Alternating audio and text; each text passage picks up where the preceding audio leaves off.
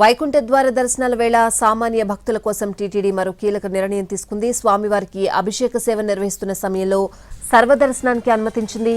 వైకుంఠ ద్వార దర్శనాన్ని ఎక్కువ మంది భక్తులకు కల్పించేందుకు టీటీడీ నిర్ణయం తీసుకుంది.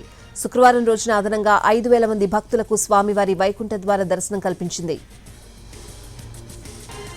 వైకుంఠ ద్వార దర్శనాల వేళ సామాన్య భక్తుల కోసం టీటీడీ మరో కీలక నిర్ణయం తీసుకుంది. స్వామివారికి అభిషేక సేవ నిర్వహిస్తున్న సమయంలో సర్వదర్శనానికి అనుమతించింది. వైకుంఠ ద్వార దర్శనాన్ని ఎక్కువ మంది భక్తులకు కల్పించేందుకు టీటీడీ ఈ నిర్ణయం తీసుకుంది. శుక్రవారం రోజున అదనంగా 5,000 మంది భక్తులకు స్వామివారి వైకుంఠ ద్వార దర్శనం కల్పించింది. వైకుంఠ ద్వార దర్శనాల వేళ సామాన్య భక్తుల కోసం టీటీడీ మరో కీలక నిర్ణయం తీసుకుంది. పూర్తి వివరాలు మా ప్రతినిధి మోహన్ ప్రసాద్ ఫోన్ లైన్లో అందిస్తారు. మోహన్.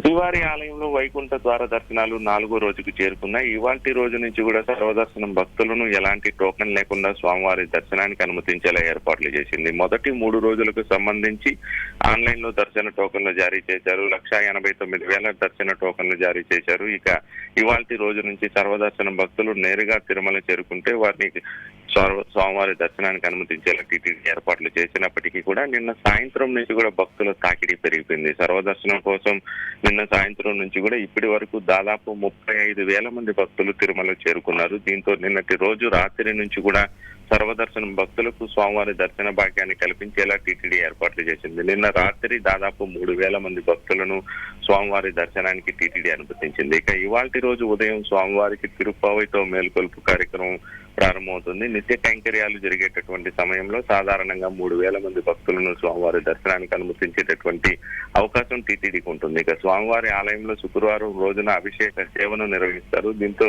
దాదాపు 2 నుంచి 3 గంటల పాటు దర్శనాలు నిలిచిపోయేటటువంటి పరిస్థితి ఉంటుంది. అయినప్పటికీ కూడా సర్వదర్శనం భక్తులు తిరుమలలో పెద్ద సంఖ్యలో ఉన్నారు. వైకుంఠం క్యూ కాంప్లెక్స్ లోని కంపార్ట్మెంట్ లో 7,000 మంది భక్తులు ఉన్నారు. మరోవైపు నారాయణగిరి ఉద్యానవనంలో మరో 7,000 మంది భక్తులు ఉన్నారు.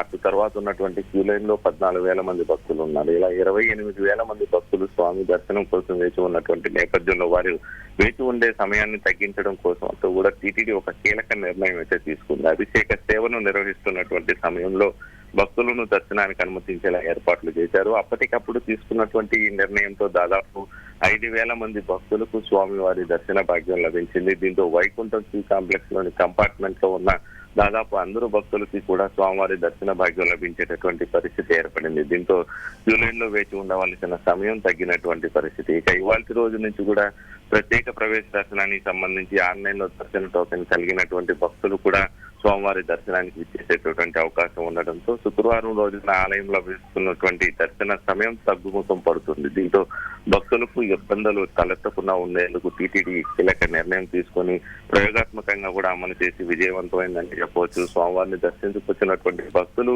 ఆనందం వ్యక్తం చేస్తున్నారు. వేకువజామున స్వామివారి అభిషేక సేవలో సామాన్య భక్తుడికి స్వామివారిని దర్శించుకునేటటువంటి భాగ్యం లభించడం, అదే సమయంలో వైకుంఠ ద్వార దర్శనం లభించడం పట్ల శ్రీవారి భక్తులైతే ఆనందం వ్యక్తం చేస్తున్నారు. టీటీడీ తీసుకున్నటువంటి ఈ నిర్ణయాన్ని అభినందిస్తున్నారు. Swathi. Right Prasad, thanks for the updates.